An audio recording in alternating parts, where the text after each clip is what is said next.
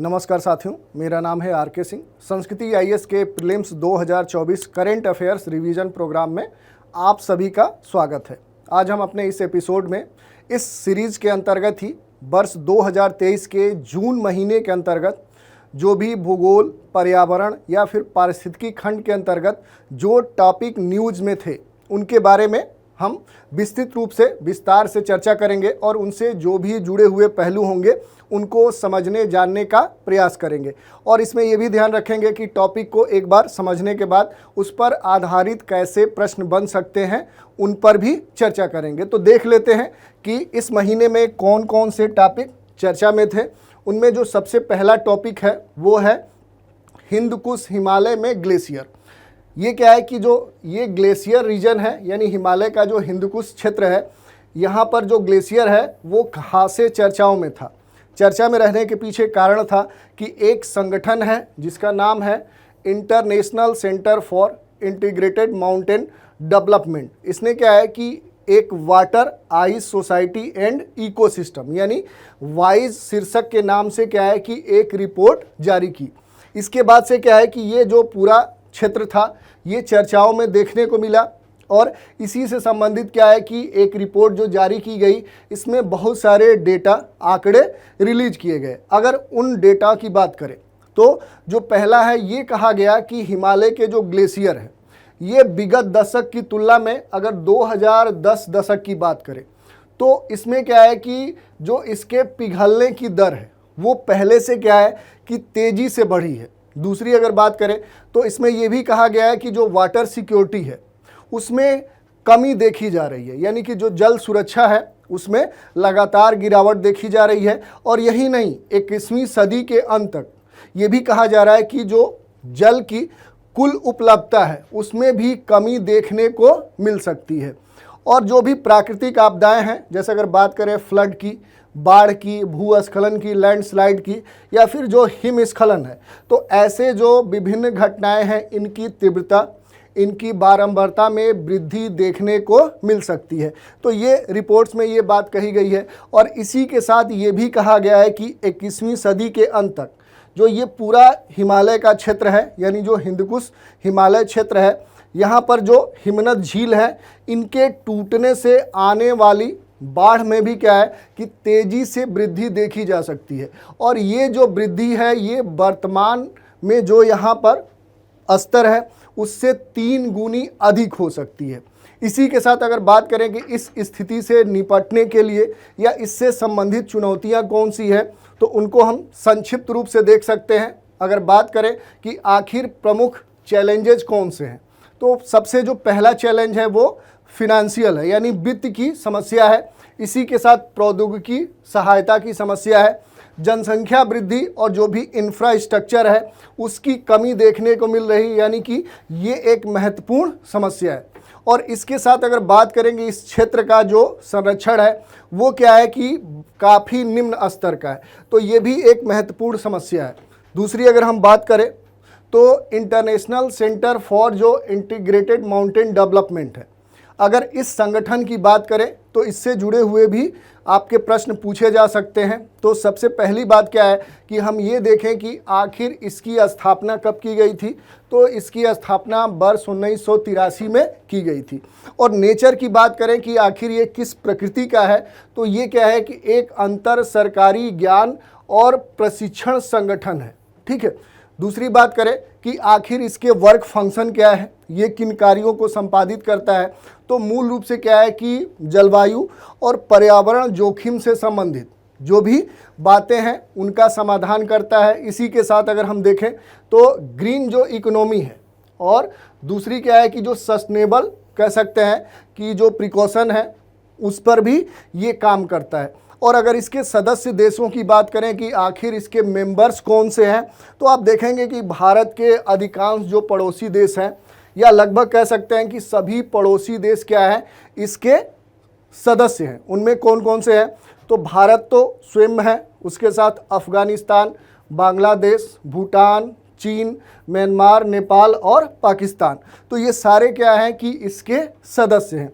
अब इसी पर क्या है कि एक प्रश्न हम देख लेते हैं। प्रश्न क्या कह रहा है कि हाल ही में जारी water ice society and ecosystem, यानी जिसका नाम है वाइज। इस शीर्षक के द्वारा क्या है कि ये रिपोर्ट प्रकाशित की गई है। तो ये पूछा जा रहा है कि इससे संबंधित दिए गए कथनों पर विचार कीजिए।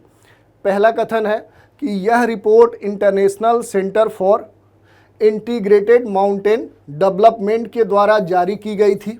तो देखिए, ये पहला स्टेटमेंट भी क्या है आपका सही है। दूसरा स्टेटमेंट है कि भारत और Pakistan international centre for integrated mountain development के सदस्य हैं। तो पहले ही हमने दिखाया कि भारत के जितने भी पड़ोसी देश हैं वो क्या है कि इसके सदस्य हैं, जिसमें पाकिस्तान भी शामिल है। तो ये जो दूसरा कथन होगा ये सही होगा। और फिर पूछा जा रहा है कि उपर्युक्त कथनों में से कौन सा से सत्य नहीं है। तो विकल्प आपका क्या हो जाएगा, तो डी हो जाएगा, क्योंकि दोनों कथन क्या है वो सत्य हैं। अगला टॉपिक देख लेते हैं। अगला टॉपिक है एनर्जी ट्रांजिशन से।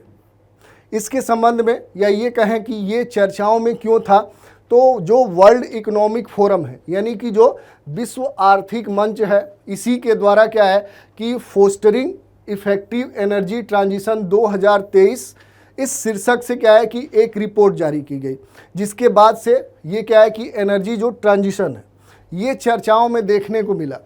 अगर इससे रिलेटेड जो महत्वपूर्ण फैक्ट्स हो सकते हैं उनकी अगर हम बात करें, तो इसमें क्या है कि ये जो एनर्जी ट्रांजिशन जो इंडेक्स जारी किया गया, ये क्या है कि 2023 में जारी किया गया था।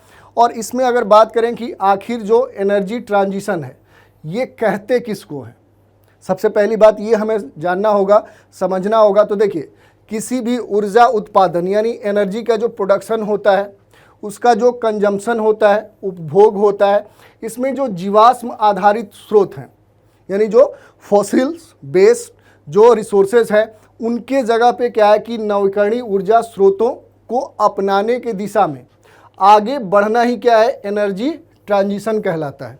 तो ये आपके लिए महत्वपूर्ण है। इससे जुड़े हुए स्टेटमेंट आपकी परीक्षा में पूछे जा सकते हैं। दूसरी अगर बात करें तो इसको या ये सूचकांक बनाने में क्या है कि मूल रूप से 3 मानक आधार बनाए गए। जो पहला था वो था समता, यानी इक्विटी या इक्वलिटी कह सकते हैं।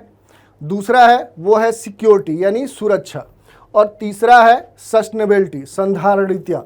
तो ये 3 मानक बनाए गए थे, जिसके आधार पर क्या है कि ये इंडेक्स निर्मित किया गया था। अब इसी में देख लेते हैं कि ये जो इंडेक्स जारी किया गया था इसके प्रमुख आंकड़े क्या थे। तो इसमें देखेंगे तो मूल रूप से क्या है कि 120 यानी 120 कंट्रीज़ को शामिल किया गया था। और इसमें अगर हम बात करें कि आखिर भारत का जो स्थान था वो कौन सा था, क्योंकि भारत के ही पर्सपेक्टिव में सबसे अधिक प्रश्न के पूछे जाने की संभावना है। तो इस इंडेक्स में जो भारत है उसका जो पोजीशन था वो 67th पोजीशन था, यानी 67वें स्थान पे भारत था। लेकिन अगर इसमें बात करें सबसे पहले स्थान पे कौन सा देश था, तो वो था स्वीडन, दूसरे स्थान पे नॉर्वे था और तीसरे स्थान पे डेनमार्क था। तो ये इसके कुछ आंकड़े थे। इससे जुड़े हुए जो अन्य पहलू हो सकते हैं उनकी अगर हम बात करें, तो भारत में एनर्जी ट्रांजिशन की अगर आवश्यकता की बात करें कि अपने देश में एनर्जी ट्रांजिशन की नीड क्यों है, तो जो सबसे पहली बात है कि अपने देश में अगर एमिशन को कम करना है, उत्सर्जन को कम करना है, जो ग्लोबल वार्मिंग की समस्या है, जो कहें कि वैश्विक तापन की जो समस्या है, उसके निपटारे के लिए क्या है कि हमें एनर्जी ट्रांजिशन की आवश्यकता है। और इसी के साथ क्या है कि जो विभिन्न कह सकते हैं कि जो अंतर्राष्ट्रीय प्रतिबद्धता है उसको अगर भारत को पूरा करना है, जैसे अगर बात करें कि भारत ने क्या है कि 2070 तक नेट जीरो एमिशन का एक लक्ष्य निर्धारित किया है। तो अगर ऐसे बड़े लक्ष्यों को भारत को अचीव करना है तो क्या है कि एनर्जी ट्रांजिशन मेथड पे आना होगा। तो इस कारण से क्या है कि भारत की नीड है ये है। दूसरी अगर बात करें तो ऊर्जा निर्भरता में अगर हमें कमी करना है, यानी कि जो भी जीवाश्म आधारित ऊर्जा स्रोत हैं अगर उन पर अपनी निर्भरता भारत को कम करना है तो ऐसे वैकल्पिक स्रोतों पर भारत को जाना होगा। और इसके साथ जो भारत की ऊर्जा संकट की समस्या है, अगर उसके समाधान की बात करें या फिर ऊर्जा सुरक्षा को और बढ़ाने की बात करें तो उसके लिए भी क्या है कि भारत को ऐसे वैकल्पिक स्रोत पर जाना होगा। और अगर भारत में बात करें हरित रोजगार सृजन की, यानी कि इसकी अगर बात करें तो उसके लिए भी हमें एनर्जी ट्रांजिशन की आवश्यकता पड़ती है। तो ये बातें थी। इसके अलावा अगर हम बात करें कि जो एनर्जी ट्रांजिशन है इसकी दिशा में भारत के अब तक जो इनिशिएटिव हैं, जो प्रमुख प्रयास हैं, अगर उन प्रयासों की बात करें कि भारत ने इसके लिए कौन से इनिशिएटिव लिए हैं, तो बहुत सारे भारत ने इनिशिएटिव लिए हैं। अगर उनमें से कुछ की बात करें तो इसमें पहला है राष्ट्रीय अपतटीय पवन ऊर्जा नीति 2015, दूसरा है राष्ट्रीय पवन सौर हाइब्रिड नीति 2018, तीसरा है हरित हाइड्रोजन हरित अमोनिया नीति 2022। इसके साथ ही क्या है कि नेशनल सोलर मिशन भी भारत ने स्टार्ट किया था। और फिर कार्बन क्रेडिट जो ट्रेडिंग योजना है, यानी जो वर्ष 2023 में प्रारंभ की गई है, ये भी इसी का एक भाग है। और इसके साथ क्या है कि one sun one world one grid जो कार्यक्रम है वो भी क्या है कि वो भी इसी दिशा में भारत के द्वारा उठाया गया एक कदम है जो इसमें सहायक हो सकता है। तो ये हमने देख लिया कि इससे जुड़े हुई जो महत्वपूर्ण बातें। इसी पर एक प्रश्न देख लेते हैं। प्रश्न क्या कह रहा है कि एनर्जी ट्रांजिशन से संबंधित निम्नलिखित कथनों पर विचार कीजिए। पहला कथन है विश्व आर्थिक मंच के द्वारा एनर्जी ट्रांजिशन सूचकांक 2023 को 3 मानदंडों यानी समता, सुरक्षा और संधारणीयता के आधार पर तैयार किया गया था। तो ये पहले ही हमने बताया कि 3 मानक तय किए गए थे जिनके आधार पर ये इंडेक्स बनाया गया था। तो पहला स्टेटमेंट क्या हो जाएगा, आपका सही हो जाएगा। दूसरा स्टेटमेंट है कि भारत ने वर्ष 2030 तक कुल ऊर्जा उत्पादन में गैर जीवाश्म ईंधन की 50% हिस्सेदारी का लक्ष्य निर्धारित किया है। तो ये दोनों कथन क्या हो जाएंगे कि आपके सही हो जाएंगे। तो इस आधार पर अगर हम देखेंगे तो उपर्युक्त कथनों में से कौन सा से असत्य नहीं है, तो दोनों ही असत्य नहीं है। तो सही जो विकल्प होगा वो आपका सी हो जाएगा। तो ये 2 टॉपिक हमने देख लिया। अगला टॉपिक देखते हैं, ये है क्लाउड सीडिंग। तो जून महीने में क्या है कि क्लाउड सीडिंग खासे चर्चा में था। चर्चा में होने के पीछे जो प्रमुख कारण था, तो अपने देश में जो कानपुर में आईआईटी है उसने क्या है कि क्लाउड सीडिंग हेतु क्या है कि एक परीक्षण उड़ान संचालित किया था। और ये क्या है कि ये पूरी तरह से सफल हुआ, जिसके बाद से क्या है कि जो क्लाउड सीडिंग था वो न्यूज़ में बन गया। अगर हम इसकी बात करें तो क्लाउड सीडिंग क्या होती है आप जानते होंगे।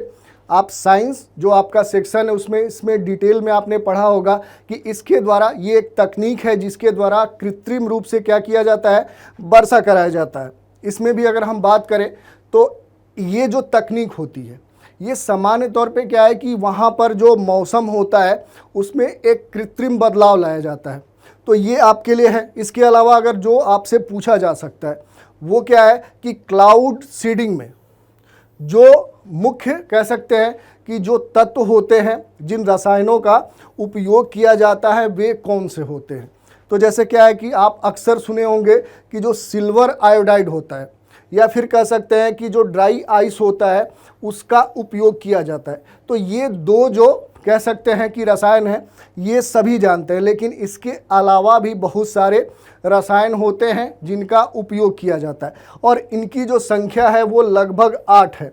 तो ये आपको जानना होगा। अगर उनकी हम बात करें तो इसमें कौन कौन शामिल है, तो प्रोपेन है, कैल्शियम कार्बाइड है, अमोनियम नाइट्रेट है, पोटेशियम आयोडाइड है और सोडियम क्लोराइड है। और इसी के साथ क्या है कि जो यूरिया के विभिन्न जो यौगिक हैं वो भी इसमें शामिल है। अब हम बात कर लें कि आखिर जो क्लाउड सीडिंग है इसके बेनिफिट्स क्या होते हैं, इसके लाभ कौन से होते हैं।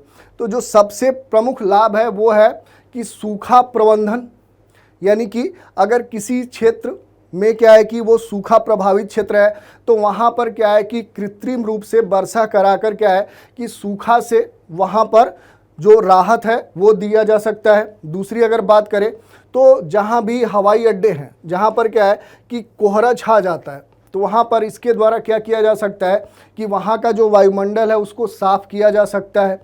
दूसरी अगर बात करें कि कहीं पर अगर वनों में आग लग जाती है तो उसके समाधान में भी क्लाउड सीडिंग का उपयोग किया जा सकता है। और ओलावृष्टि को रोकने में भी क्या है कि क्लाउड सीडिंग सहायक होता है। और कहीं भी अगर हम बात करें कि जल की जो उपलब्धता है अगर वो काफ़ी कम है या फिर कहें तो उसमें सुधार करने में भी क्या है क्लाउड सीडिंग काफ़ी लाभदायक है। इसके अलावा अगर बात करें कि क्लाउड सीडिंग से संबंधित कौन से कंसर्न हैं, कौन सी चिंताएं हैं, तो उसकी अगर हम बात करें तो सबसे जो महत्वपूर्ण चिंता है वो है जैव संचयन की, बायो एक्यूमुलेशन की। क्योंकि ये जो कृत्रिम तरीका अपनाया जाता है वर्षा के लिए, इसमें कई बार ऐसा होता है कि इस तकनीक का उपयोग करने में बहुत सारे ऐसे हानिकारक जो पदार्थ होते हैं, जो तत्व होते हैं, इसके माध्यम से क्या है कि उस क्षेत्र में आ जाते हैं, जिससे क्या है कि समस्या उत्पन्न हो जाती है। तो ये एक पर्यावरणीय समस्या के तौर पे भी देखा जा सकता है। इसके अलावा क्या है कि कार्बन जो फुटप्रिंट होता है उसमें भी वृद्धि देखी जा सकती है। और इसके साथ क्या है कि विभिन्न प्रकार के या कह सकते हैं कि जो सभी प्रकार के बादल होते हैं उनके लिए क्या है कि ये उपयुक्त नहीं है, या फिर जो हाइड्रोलॉजिकल साइकिल होती है उसमें कह सकते हैं कि इस प्रकार की कृत्रिम वर्षा कराने से कह सकते हैं कि उसमें असंतुलन की स्थिति भी उत्पन्न हो सकती है। तो ये कुछ क्या है कि क्लाउड सीडिंग से संबंधित कंसर्न है, चिंताएं हैं, उनकी हमने बात की। अब इसी पर एक प्रश्न देख लेते हैं। प्रश्न क्या है, निम्नलिखित कथनों पर विचार कीजिए। पहला स्टेटमेंट है क्लाउड सीडिंग में मुख्यतः ammonium nitrate, potassium iodide, sodium chloride जैसे विभिन्न रसायनों का उपयोग किया जाता है। दूसरा कथन है क्लाउड सीडिंग सभी प्रकार के बादलों के लिए उपयुक्त है। तो देखिए अभी लास्ट में ही हमने बताया कि ये सभी प्रकार के बादलों के लिए क्या है उपयुक्त नहीं है, तो ये स्टेटमेंट क्या हो जाएगा, गलत हो जाएगा। तीसरा कथन है कि हाल ही में आईआईटी कानपुर के द्वारा क्लाउड सीडिंग हेतु एक परीक्षण उड़ान का सफल संचालन किया गया। तो पहला ही जो न्यूज है जिसके कारण से क्लाउड सीडिंग चर्चा में है उसका ये स्टेटमेंट है, तो ये सही हो गया। पहला स्टेटमेंट भी सही होगा, यानी कि पहला और तीसरा सही हो गया। प्रश्न पूछा जा रहा है कि उपर्युक्त कथनों में से कौन सा से सत्य है। तो देखिए पहला और तीसरा सही है। तो विकल्प की अगर हम बात करेंगे कि आखिर कौन सा विकल्प सही है, तो जो बी विकल्प है, यानी पहला और तीसरा स्टेटमेंट। अगला टॉपिक देखते हैं। ये कह रहा है कि संयुक्त राष्ट्र की उच्च समुद्री संधि, यानी कि जो यूनाइटेड नेशन है इसकी जो हाई सी ट्रीटी है, ये अक्सर क्या है कि जून महीने में इससे संबंधित न्यूज आई थी और ये सुर्खियों में बना हुआ था।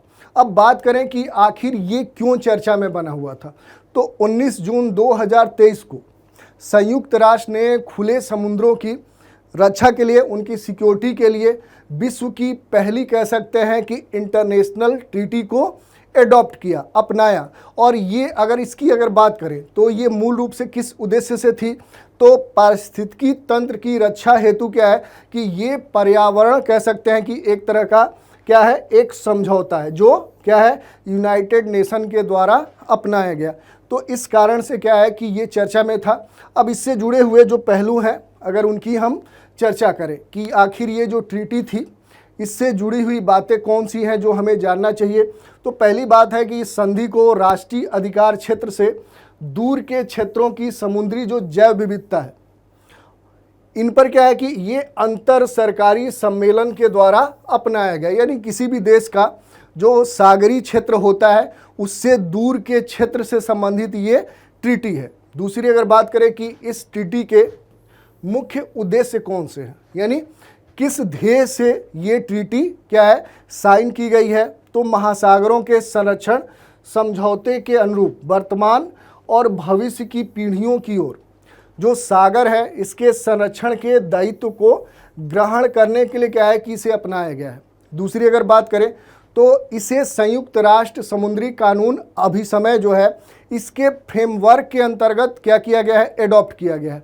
और ये क्या है कि यह जो संधि है ये कानूनी रूप से क्या है बाध्य है, यानी इसके जो भी मेंबर होंगे वो ऐसा नहीं है कि ये कहें कि इस संधि को हम नहीं मानेंगे या फिर हम मानेंगे, ऐसा कुछ भी नहीं है। सभी को कानूनी रूप से क्या है, इसको मानना होगा। और अगर बात करें तो विश्व के कितने देश इसमें शामिल हैं या इसके लिए सहमति व्यक्त कर चुके हैं, तो उनकी संख्या 60 है। तो इस तरह से क्या है कि संधि से संबंधित ये कुछ महत्वपूर्ण तथ्य थे।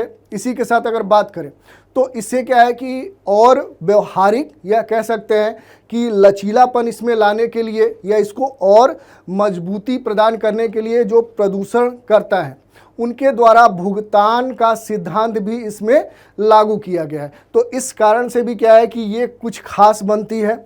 अगली अगर बात करें तो संभावित जो पर्यावरणीय प्रभाव हैं उन पर जो संधि के विभिन्न पक्षकार हैं उनको क्या है कि उनके अधिकार क्षेत्र से बाहर अपनी किसी भी निर्धारित गतिविधि का आकलन करना अनिवार्य होगा।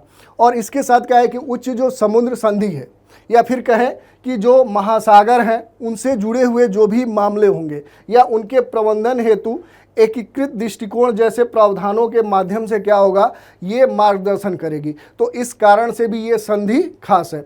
और इसमें जो क्लाइमेट चेंज है या ये भी कहें कि जो मेरीन एसिडिफिकेशन हो रहा है इसके प्रतिकूल प्रभावों को या उनके समाधान से संबंधित क्या है कि विशेष बल दिया गया है। तो इस दृष्टिकोण से भी क्या है कि ये ट्रीटी महत्वपूर्ण है। अगली अगर हम बात करें कि इस टॉपिक पे कैसे प्रश्न बन सकते हैं, तो एक प्रश्न आपके सामने है। प्रश्न क्या कह रहा है, उच्च समुद्र संधि से संबंधित निम्नलिखित कथनों पर विचार कीजिए। पहला कथन है कि जून 2023 में संयुक्त राष्ट्र ने खुले समुद्रों की रक्षा के लिए विश्व की पहली अंतर्राष्ट्रीय संधि को अपनाया था। दूसरा कथन है कि इस संधि का उद्देश्य महासागरों के संरक्षण समझौते के अनुरूप वर्तमान और भविष्य की पीढ़ियों की ओर से समुद्र के संरक्षण का दायित्व ग्रहण करना था। और पूछा जा रहा है कि उपर्युक्त कथनों में से कौन सा से गलत नहीं है, यानी कि इनमें से कौन सा सही है, ये पूछा जा रहा है। और इनमें से क्या है कि दोनों जो कथन है वो गलत नहीं है, ये दोनों क्या है, सही है। तो जो सही उत्तर होगा आपका विकल्प सी होगा, यानी 1 और 2। तो अगला टॉपिक देख लेते हैं। अगला टॉपिक क्या है कि बान जलवायु बैठक। ये एक समिट हुई थी, मीटिंग हुई थी जो कि जून महीने में खासे चर्चा में थी। तो इसमें जो पहला लोकेशन की बात करें तो ये भी आपको जानना होगा कि आखिर जो बान सिटी है ये विश्व में कहाँ पर है या किस देश में अवस्थित है। तो देखिए हाल ही में अगर बात करें कि ये जो मीटिंग हुई थी, जो समिट हुई थी, ये चर्चा में क्यों थी, तो पेरिस समझौते के जो विभिन्न प्रतिनिधि देश हैं, ये क्या है कि जर्मनी का जो बान सिटी है वहाँ पर एक बैठक हुई थी, एक आयोजन हुआ था। और इसमें वर्ष 2023 में दुबई में जो आयोजित COP28 है उससे संबंधित जो भी एजेंडा था उसको लेकर बातें की गई, जिसके बाद से क्या है कि ये जो बैठक हुई थी ये चर्चाओं में बनी हुई थी। अगर इस बैठक की जो मुख्य बातें हैं उन पर हम बात करें तो ग्लोबल स्टॉक टेक के लिए क्या है कि एक मसौदा फ्रेमवर्क जारी किया गया जिसका उद्देश्य था जलवायु परिवर्तन के विरुद्ध जो विभिन्न देश हैं उनकी जो प्रगति है, क्या प्रोग्रेस है, उनमें क्या परिवर्तन देखने को मिल रहा है, उनकी क्या इसके प्रति मंशा है, उनका क्या है कि एक तरह से आकलन करना, ऑब्जर्वेशन करना। और इसके तहत क्या है कि जलवायु परिवर्तन के विरुद्ध जो वैश्विक कार्रवाई है उसके आगे बढ़ाने के लिए जो विभिन्न तरीके हो सकते हैं, जो साधन हो सकते हैं, उनका निर्धारण किया जाए। और इसी के अंतर्गत क्या है कि जो पहला ग्लोबल स्टॉक टेक है ये वर्ष 2015 के पेरिस समझौते के अनुसार या कह सकते हैं कि COP28 में जारी किया गया था, यानी पहली बार ये COP28 में ही जारी किया गया था। और इससे अगर हम अन्य बातों की बात करें कि जो मिटिगेशन जो वर्क प्रोग्राम है, अगर उससे जुड़ी हुई जो बातें हैं ये कब प्रारंभ किया गया था, किस उद्देश्य से प्रारंभ किया गया था, तो सबसे पहली बार क्या है कि वर्ष 2021 में COP जो 26 है इसी में क्या है कि ग्लासगो में ये आयोजित किया गया था। अगर इसके एम की बात करें कि इसका उद्देश्य क्या है, तो जलवायु परिवर्तन के विरुद्ध कार्रवाई को और एक्टिव करने के लिए, आगे बढ़ाने के लिए और उत्सर्जन में विशेष तौर पे कटौती या उस पर ध्यान केंद्रित करने के उद्देश्य से क्या है कि इसको संचालित किया गया था। और विकसित देशों के द्वारा वित्त और जो टेक्नोलॉजी है उसका हस्तांतरण नहीं करने पर विकासशील देशों की इस पर नाराज़गी भी देखी गई थी। और अगर बात करें तो इसमें क्या है कि जो हानि या फिर कहें कि जो क्षति होती है उसका सिद्धांत भी हमें देखने को मिला था। तो ये इससे संबंधित कुछ महत्वपूर्ण बातें हैं। इसी में क्या है कि डेट फॉर नेचर स्वैप, ये आपको जानना चाहिए आखिर ये होता क्या है। तो इसमें मूल रूप से क्या है कि जो भी ऋणदाता देश होता है, जो भी डेट देता है, वो क्या है कि ऋणदाता देश पर्यावरण संरक्षण में क्या है कि निवेश करने के बदले, इसमें क्या है कि ऋण प्राप्त करने वाले जो देश होते हैं उनको ऋणों में पुनर्भुगतान में क्या करता है, छूट देता है।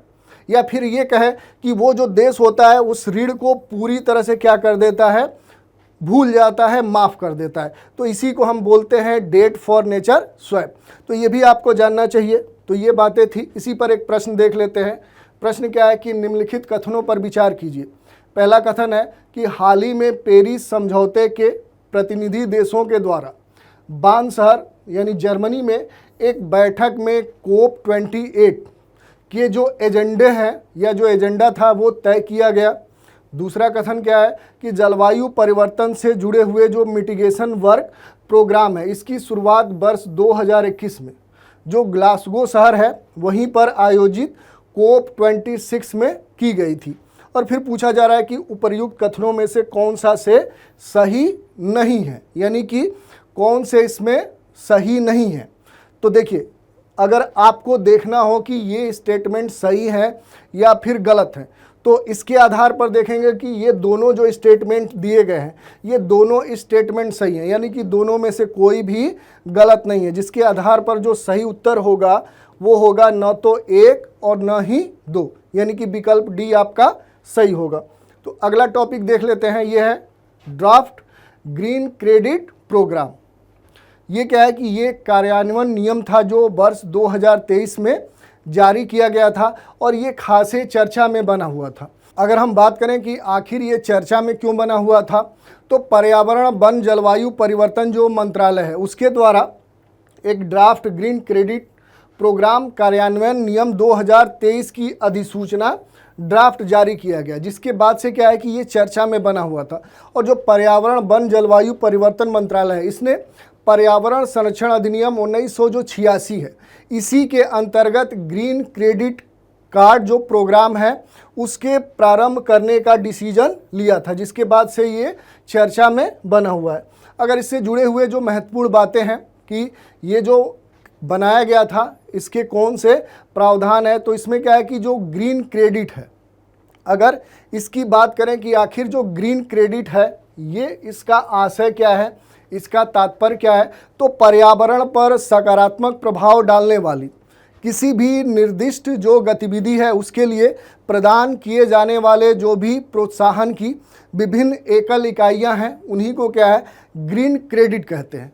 और अगर हम बात करें कि इस प्रकार के जो ग्रीन क्रेडिट प्रोग्राम हैं इनके उद्देश्य क्या होते हैं, किस एम से ये प्रारंभ किए जाते हैं, तो बाजार आधारित जो तंत्र है उसको विकसित किया जाए। व्यक्तियों या जो स्थानीय निकाय हैं या जो विभिन्न ग्राम पंचायतें हैं, जो संगठन है, निजी जो क्षेत्र हैं, इनको क्या है कि विभिन्न प्रकार से क्रेडिट या ग्रीन क्रेडिट प्रदान किया जाए। और इसी के अलावा क्या है कि जो मिशन लाइफ है इसके लिए विजन के अंतर्गत क्या है कि जन आंदोलन, यानी जो आम जनता है वो जो मिशन लाइफ था उसके प्रति और क्या हो सके, जागरूक हो सके। इसके अलावा अगर हम बात करें तो ग्रीन क्रेडिट से क्या है कि कार्बन बाजार के अंतर्गत कार्बन क्रेडिट सुनिश्चित करना भी इसका एक महत्वपूर्ण लक्ष्य है। तो ये हमने देख लिया। इसी से संबंधित अगर हम बात करें कि जो ये प्रोग्राम प्रारंभ किया गया था, इसकी अगर बात करें तो इसकी घोषणा किस बजट में की गई थी, यानी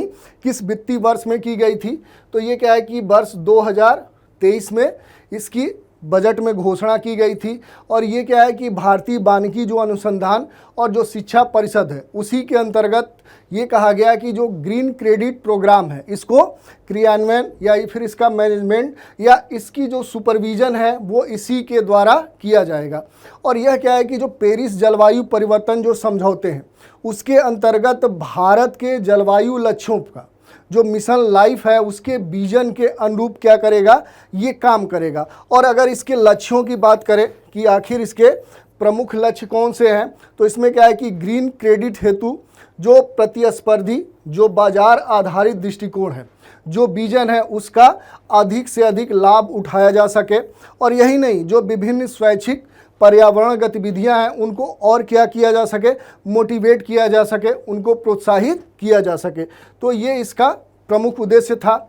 इसके अलावा अगर हम बात करें जो ग्रीन क्रेडिट प्रोग्राम है, इसके कौन कौन से सेक्टर हैं, कौन से क्षेत्रक हैं, तो देखिए इसमें बहुत सारे हैं। जैसे अगर बात करें तो संधारणी भवन निर्माण और अवसंरचना, दूसरा है मैंग्रोव संरक्षण और पुनर्बहाली, तीसरा है जल संरक्षण, सतत कृषि, अपशिष्ट प्रबंधन, इको मार्क लेबलिंग, और फिर वायु प्रदूषण जो है उसमें कमी करना।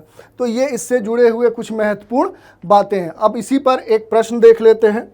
प्रश्न क्या कह रहा है कि निम्नलिखित कथनों पर विचार कीजिए। हाल ही में पर्यावरण, वन और जलवायु परिवर्तन मंत्रालय के द्वारा ड्राफ्ट ग्रीन क्रेडिट प्रोग्राम कार्यान्वयन नियम 2023 की अधिसूचना जारी की गई थी। दूसरा कथन है कि ग्रीन क्रेडिट प्रोग्राम के अंतर्गत स्वैच्छिक पर्यावरणीय कार्यों या फिर कह सकते हैं कि व्यक्तिगत या सामुदायिक व्यवहार को प्रोत्साहित करने के लिए एक बाजार आधारित या फिर कह सकते हैं कि आपूर्ति मांग तंत्र बनाने का लक्ष्य रखा गया है। और फिर कहा जा रहा है कि उपर्युक्त कथनों में से कौन सा से असत्य नहीं है। विकल्प दिए गए हैं केवल 2, बी है केवल 1, सी है 1 और 2, और डी कह रहा है न तो 1 और न ही 2। तो जो सही विकल्प होगा वो होगा इसका सी, यानी कि 1 और 2। अगला टॉपिक हम देख लेते हैं। अगला टॉपिक कह रहा है कि अल्पकालिक हैलोजन। ये जो अल्पकालिक हैलोजन है, या ये कहें कि जो शॉर्ट लाइफ जो हैलोजन्स हैं, इसके बारे में एक न्यूज़ आई थी। न्यूज़ क्या आई थी अगर उसकी हम बात करें तो वर्ष 2023 में एक स्टडी किया गया था, जिसके अंतर्गत ये कहा गया था कि महासागर में अल्पकालिक जो हैलोजन है उनको मुक्त करके पृथ्वी का जो तापमान है उसको कम रखा जा सकता है, या ये कहें तो पृथ्वी को ठंडा रखने का ये काम करते हैं। या ये भी कह सकते हैं कि जो कूलिंग है उसमें 8 से 10% तक इनका मेन योगदान होता है, जिसके बाद से क्या है कि इन शॉर्ट टर्म हैलोजन की चर्चा देखने को मिली। अगर हम बात करें कि आखिर ये अल्पकालीन जो हैलोजन है, इनसे जुड़ी हुई महत्वपूर्ण अगर बातों की चर्चा करें कि आखिर इनका जो लाइफ टाइम होता है, जीवन काल होता है, वो कितना होता है, तो इनका जो लाइफ टाइम है वो 6 मंथ होता है। और ये क्या है कि विभिन्न गैसों से बनी होती हैं। अगर उनकी हम बात करें तो जो प्रमुख हैलोजन गैसें हैं जैसे क्लोरीन है, ब्रोमीन है, आयोडीन है, ये सभी क्या है कि इसमें शामिल होती हैं। और अगर इसके सोर्स की बात करें तो इसमें क्या है कि समुद्री पादप प्लवक और शैवालों के द्वारा ये इसके प्रमुख स्रोत हैं। और अगर दूसरे स्रोतों की बात करें तो महासागरी और जो क्षोभ मंडलीय रासायनिक घटक हैं, जो कंपोनेंट है, उनके द्वारा भी क्या है कि उत्सर्जित होने से अजैविक जो स्रोत हैं वो भी इसके प्रमुख सोर्स हैं। अब इसके अगर हम प्रभाव की बात करें तो महासागरों से उत्सर्जित अल्पकालिक हैलोजन या फिर कह सकते हैं कि ओजोन क्षरण के जरिए ताप वृद्धि को ये कम करते हैं, या फिर कह सकते हैं कि कूलिंग जो एरोसॉल है उसके निर्माण को भी ये कम करते हैं। तो ये इसके कुछ महत्वपूर्ण प्रभाव हैं। इसी पर आधारित एक प्रश्न ले लेते हैं कि हाल ही में समाचारों में अल्पकालिक हैलोजन से संबंधित निम्नलिखित कथनों पर विचार कीजिए। पहला कथन है, एक अध्ययन के अनुसार महासागर अल्पकालिक हैलोजन को मुक्त करके पृथ्वी को ठंडा रखने का कार्य करते हैं। दूसरा कथन है, समुद्री पादप प्लवक हैं, ये शैवाल या फिर कहें तो अल्पकालिक हैलोजन के स्रोत हैं। और पूछा जा रहा है कि उपर्युक्त कथनों में से कौन सा से असत्य नहीं है। विकल्प है ए केवल 2, बी है केवल 1, सी है 1 और 2, और डी है न तो 1 न ही 2। तो इसका जो सही उत्तर होगा वो होगा स्टेटमेंट 1 और 2। अगला टॉपिक देख लेते हैं। ये कह रहा है प्रोटोस्टेरॉल बायोटा। ये क्या है, ये न्यूज़ में था। न्यूज़ में क्यों था, तो एक अध्ययन के अनुसार लगभग 1.6 1.6 अरब वर्ष पहले जल के नीचे दुनिया में क्या है कि प्रोटोस्टोरल बायोटा रहा करते थे। ये एक क्या है कि एक आंकड़ा आया, एक अध्ययन का कह सकते हैं कि एक निष्कर्ष आया, जिसके बाद से क्या है कि प्रोटोस्टोरल जो बायोटा है ये चर्चाओं में बने हुए थे। अब इससे जुड़ी हुई जो महत्वपूर्ण बातें हैं उनकी अगर हम बात करें तो ये क्या होता है, तो ये सूक्ष्म जीव यूकैरियोट से संबंधित है। इसे पृथ्वी पर जीवन के विकास का स्रोत भी माना जाता है। और अगर हम बात करें यूकैरियोट्स तो ये क्या है कि यूनिसेलुलर या कह सकते हैं कि बहुकोशिकीय जीव होते हैं। इनकी कोशिका में एक केंद्रक होता है और अन्य झिल्लीबद्ध कोशिकाएं भी पाई जाती हैं। इसके अलावा अगर इससे जुड़ी हुई बातों की चर्चा करें तो जो यूकैरियोट्स हैं ये आधुनिक रूप में क्या है कि कवक, पादप और जो अन्य जानवर हैं उनको भी इसमें शामिल किया जाता है, जिसमें अमीबा जैसे एकल जो कोशिकीय जीव हैं उनको भी इसमें शामिल किया जाता है। इसके अलावा इसी पर एक प्रश्न देख लेते हैं। प्रश्न क्या है, प्रोटोस्टोरल बायोटा से संबंधित निम्नलिखित कथनों पर विचार कीजिए। पहला स्टेटमेंट है कि हाल ही में एक अध्ययन के अनुसार लगभग 1.6 अरब वर्ष पहले जल के नीचे दुनिया में प्रोटोस्टोरल बायोटा रहा करते थे। तो ये स्टेटमेंट सही है। दूसरा है, यह सूक्ष्म जीव यूकैरियोट से संबंधित है। ये भी सही है। इसे पृथ्वी पर जीवन के विकास का स्रोत माना जाता है। तो तीनों कथन क्या है, सही है। पूछा जा रहा है उपर्युक्त कथनों में से कितने कथन सही हैं। पहला विकल्प है केवल 1, बी है केवल 2, सी है सभी कथन और डी है कोई भी कथन सही नहीं है। तो इसमें क्या है कि पहला कथन, दूसरा कथन और तीसरा कथन तीनों सही हैं। इसके आधार पर जो सही विकल्प होगा वो होगा विकल्प सी।